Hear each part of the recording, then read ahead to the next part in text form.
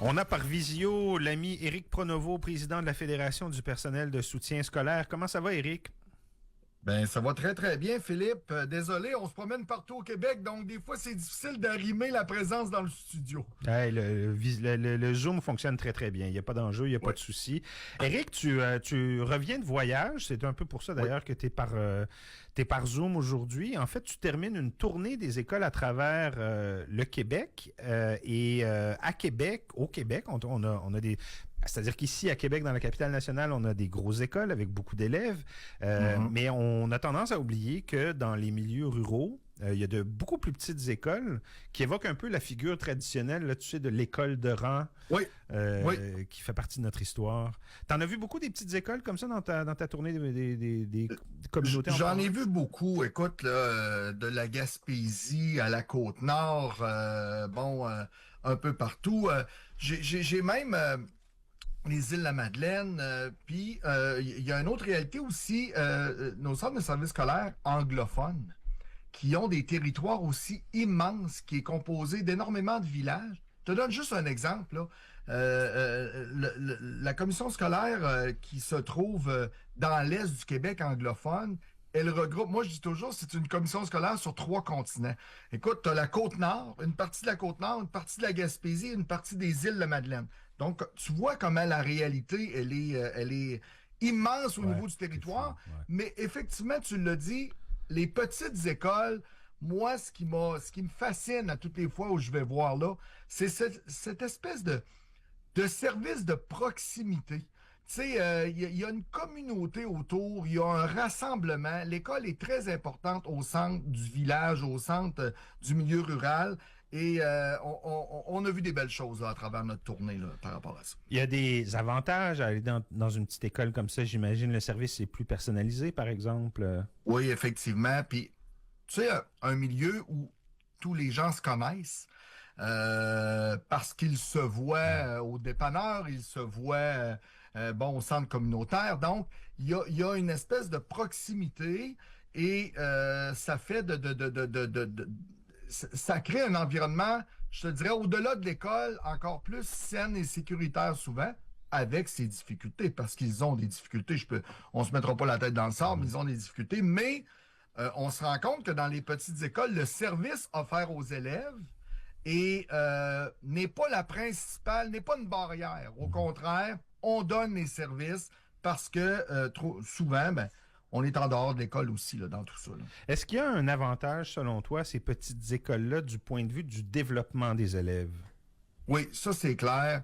Tu sais, tout le développement social. Ouais. Je dirais les valeurs, l'entraide, tout ce qui est autour que les valeurs de la communauté fait que ces enfants-là sont très près et donc on sent que c'est moins tu sais, en ville, c'est beaucoup plus individualisé, Ouais. malgré que de plus en plus, il y a des belles choses là, dans la communauté qui se font. Mais je trouve que ça, c'est un bel exemple. Je trouve que les gens, ça crée des liens. Ça crée des liens forts aussi. Oui, c'est un avantage. Ça, assurément, c'en est un. Là. Est-ce que tu évoquais un peu plus tôt les défis, parce qu'il y a aussi des défis pour ces écoles-là, surtout dans le contexte actuel. Quels sont-ils, ces défis-là? Tu sais, au niveau des défis, là, un des principaux défis, là, c'est l'accès limité aux ressources aussi, hein, parce que je te donne un exemple, le territoire de la Gaspésie, pour quelqu'un qui reste à Chandler, à un moment donné, il y a une limite de ressources qui peuvent travailler dans l'école de Chandler. Mais c'est très difficile, le voyagement, tu sais, pour une ressource de partir parce que c'est toujours 50, 60, 100 kilomètres. Ouais. On connaît parfois même la température l'hiver en Gaspésie, puis même... Donc, ça limite un peu c'est un peu plus restreint. Les écoles rurales ont des budgets plus restreints aussi. Ça, faut se le dire. Donc, ça a un effet sur les ressources pédagogiques. Mais en même temps, tu sais, ce qu'on trouvait un peu déplorable, c'est, tu sais, entre autres, là, dans les laboratoires. Tu sais, là, les laboratoires de sciences. En ville, on a de l'équipement, même qu'on en a plus que ce qu'on devrait souvent avoir. Là, il en manque. On peut pas tous faire en même temps 2 classes, 3 classes. Tu sais, je veux dire, il y a un enjeu matériel. Oui, c'est ça. Est-ce que, selon toi, le fait, parce que c'est souvent des milieux plus homogènes, les petites communautés, les villages comme ça, est-ce que ce manque de diversité-là, de mixité sociale, culturelle aussi, est-ce que c'est un enjeu ou un désavantage pour ces écoles-là? Oui, parce que force est d'admettre que ça limite les occasions d'exposer les élèves justement à cette diversité-là. Euh, Entre autres, je veux te parler de l'isolement géographique aussi. Tu sais, là, ça a l'air de rien, mais quand tu es dans un village, parce que souvent, on fait, tu sais, comme touriste, on fait le tour de la Gaspésie, on voit les villages sur la 132, exemple, mais en dehors de la 132, il y a des villages qui sont un peu partout. Dans Donc, les terres, eux ce qu'on autres, appelle, hein, dans les oui, terres. c'est ça, oui, des Ouais. villages dans les terres.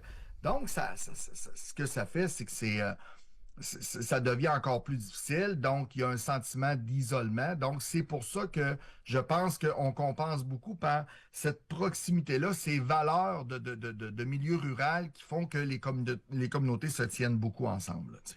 Il y a certains milieux en régions éloignées qui sont durement touchés par les emplois précaires, saisonniers. Est-ce que ça a un impact chez les jeunes, tout ça? Oui, tu sais, là, on serait étonné, là. Quand tu fais le tour, on est étonné de voir le nombre d'élèves qui sont dans le club des petits déjeuners, qui ont accès au club des petits déjeuners. Puis, pour éviter que certains élèves en aient, d'autres en aient pas, et que ça crée, tu sais, dans un environnement plus petit, Ouais. on en offre à tout le monde. Donc, on prend pas de chance, tout le monde participe, tout le monde est dans le club de petit déjeuner. Donc, ce que ça fait, c'est que ça donne une égalité pour tous. On évite le jugement. Je trouve que c'est un bel exemple. Ça aide même à ne pas faire de différence entre parfois des gens plus riches, des gens plus pauvres.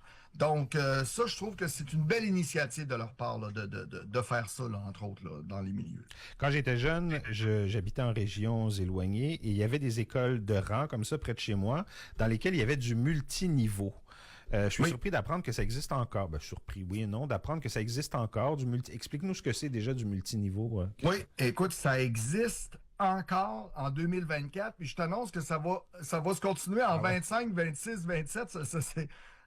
Oui, écoute, je te donne un exemple. École primaire, on a 17 élèves. Ouais.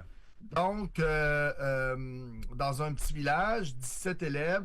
Donc, habituellement, ce qu'on peut faire, on regroupe maternelle, première année ensemble, ce qui pour moi est pas l'idéal parce que l'enfant de maternelle n'est pas rendu à ce que l'enfant de première année est rendu. Par contre, ça peut drainer par le haut, bon, les élèves, mais en même temps. Après ça, on a souvent un regroupement 2, 3, 4 et 5, 6 ensemble. Au secondaire, c'est la même chose. Et moi, je me souviens d'une visite, tu donnes un exemple, Philippe, mais d'une visite que j'avais faite sur la Côte-Nord. Les enfants, dans l'école, ils sont 11 et, écoute, ils habitent sur une île. Tu sais, là, où ils ont tourné le fameux film, là, tu sais, où le médecin. La grande séduction, la petite La séduction. grande séduction. Ouais. Ben, la direction d'école, la secrétaire d'école et 2 enfants qui habitent sur l'île voyagent en hélicoptère pour aller à l'école. C'est juste Sérieux? pour te dire, là. Oui, effectivement. Tu sais, moi, j'ai vu ça, là, puis c'est assez particulier. Mettons. Et là, on se ramasse, des fois, c'est 3, 4, 5. Le 6 est tout seul, le sixième année, parce que lui, il s'en va. Hein. Et le soir, tout ce beau monde-là rembarque dans l'hélicoptère et retourne à l'île parce que l'autobus scolaire ne peut pas faire le trajet, donc c'est l'hélicoptère scolaire. Moi, ça m'avait bien fasciné parce que c'était de voir la, la, la, la, la petite fille là, de deuxième année tout petite monter dans l'hélicoptère. Moi, ça m'a. Puis, tu sais, les écouteurs, puis tu assis là comme si c'était son quotidien. C'est son quotidien. Donc, on voit comment est-ce que les réalités sont complètement différentes. Mais il doit y avoir des désavantages au multiniveau quand même, non?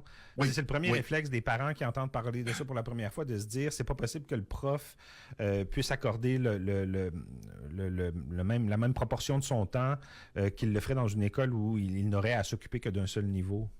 Ben, tu sais, moi, je dis toujours, moi, personnellement, comme exemple, Philippe, je me suis fait offrir à mes 2 enfants de pouvoir être dans un multiniveau. La première question qu'on se pose, c'est, bon, comment on va faire pour départager, tu sais, là, quand on enseigne 5e année, on enseigne 6e année. Je te dirais que les enseignants sont très compétents là-dessus. Donc, tu sais, ils jouent tu sais, sur des bonnes lignes, sont très efficaces.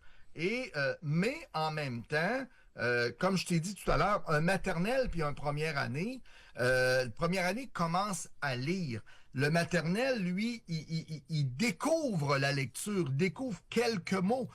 Il commence à lire. Il faut être vraiment, puis je le dis là, tous les intervenants, autant les enseignants, autant que oui, il peut probablement y avoir des avantages, mais c'est surtout l'inquiétude des parents, je pense. Mm-hmm. Mais dans les milieux ruraux où ils sont habitués, où même le parent lui-même a vécu dans une classe où il y avait 2, 3e, 4e année, tu sais, là, il y a une espèce Ils connaissent le tabac, comme on dit. Oui, puis il y a une espèce de... Je pense que les gens, malgré ça, se sentent en sécurité. Mais oui, ça peut causer des désavantages, entre autres, pour un enfant qui a un peu plus de difficultés à apprendre.